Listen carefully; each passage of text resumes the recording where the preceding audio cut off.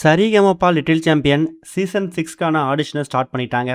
முதல் பகுதியா பாண்டிச்சேரியில ஒரு சில போட்டியாளர்களையும், 2வது பகுதியா திருச்சியில் இருக்கக்கூடிய பிஷப் காலேஜில் ஒரு சில போட்டியாளர்களையும் ஃபில்டர் பண்ணி இந்த சீசன் 6ல் பாட வைக்கிறதுக்கான ஏற்பாடுகள் நடந்திருக்குதான். கிட்டத்தட்ட 42 போட்டியாளர்களை சூஸ் பண்ணி அதில் 22 போட்டியாளர்லேருந்து 20 போட்டியாளர் வரைக்கும் சரிகமபா மேடையில் பாட வைக்கிறதுக்கு திட்டம் போட்டிருக்காங்க.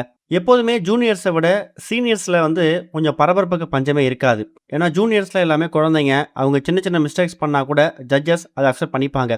ஆனால் சீனியர்ஸ் அப்படி இல்லை.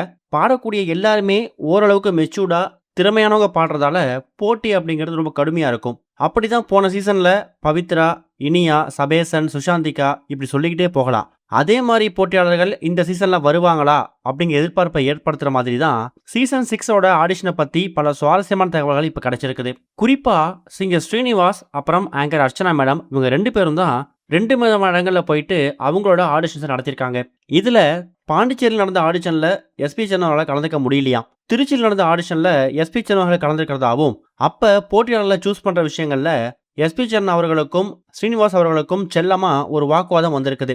இந்த போட்டியாளர்களை சூஸ் பண்ணலாமா, சூஸ் பண்ணால் அவங்க லாங் டேர்முக்கு இதில் ஜேர்னிலேருந்து இருப்பாங்களா, ஒருவேளை இந்த ஒரு கண்டஸ்டண்ட்டை சூஸ் பண்ணிவிட்டு நல்லா பாடக்கூடியவங்களை நம்ம ஸ்கிப் பண்ணிட போகிறோம், இது மாதிரி எக்கச்சக்கமான டிஸ்கஷன் போயிருக்கு. ஒரு போட்டியாளர்களையும் வெறும் பாட்டை மட்டுமே வச்சு ஜட்ஜ் பண்ணாமல் அவங்ககிட்ட என்ன மாதிரி திறமை இருக்குது, அவங்களோட குரல் வளம் எப்படி இருக்குது, சரிகமபா மேடைக்கு அவங்க சரியாக இருப்பாங்களாங்கிற மாதிரி எக்கச்சக்கமான ஒரு ஆர்கியூமெண்ட்ஸ், டிஸ்கஷன்ஸ் இது எல்லாம் தாண்டி தான் போட்டியாளர்களை அவங்க சூஸ் பண்ணியிருக்காங்க. அப்படி தேர்வான போட்டியாளர்களில் எஸ்பி சரணுக்கு பிடிச்சவங்க ஒரு பக்கம் ஸ்ரீனிவாஸ் அவர்களுக்கு பிடிக்காமல் போனதும், ஸ்ரீனிவாஸ் அவர்களுக்கு பிடிச்ச போட்டியாளர்கள் எஸ்பி சரண் அவர்களுக்கு பிடிக்காமல் போனதும் சொல்லி ரொம்ப செல்லமாக காரசாரமான சில விவாதங்கள் ஒரு கோல்டு வார் மாதிரி நடந்திருக்குது. அந்த அளவுக்கு ஒரு போட்டியாளர்களையும் பார்த்து ஃபில்டர் பண்ணி சூஸ் பண்ணியிருக்காங்கன்னா சரிகமபா லிட்டில் சாம்பியன் சீசன் 6 இது வரைக்கும் நடந்த சீனியர் சீசனை விட ரொம்ப பிரமிப்பாகவும் ரொம்ப பிரம்மாண்டமாகவும் இருக்க போகுது அப்படிங்கிறத சந்தேகமே கிடையாது. இது ஒரு பக்கம் இருக்க, நேற்று ரிலீஸ் ஆகிருக்கக்கூடிய ஜனநாயகன் திரைப்படம் உலக அளவில் எவ்வளோ வசூல் செஞ்சிருக்கு அப்படிங்கிறத இப்போ கன்ஃபார்ம் பண்ணியிருக்காங்க. என்னதான் ஒரு 6 மாதம் கழிச்சு சென்சார் போர்டு சர்டிஃபிகேட் இஷ்யூ தாண்டி இன்னொரு பக்கம் படம் ஆன்லைனில் ஏற்கனவே ரிலீஸ் ஆனாலும் இந்த திரைப்படத்தை தேட்டரில் தான் பார்ப்பேன்னு ஒரு கூட்டம் வெயிட் பண்ணாங்கல்ல, அந்த ஒரு கூட்டத்தாலேயே இப்போ இந்த படத்துக்கான வசூல் அப்படிங்கிறது ரொம்ப அதிகமாக இருக்குது.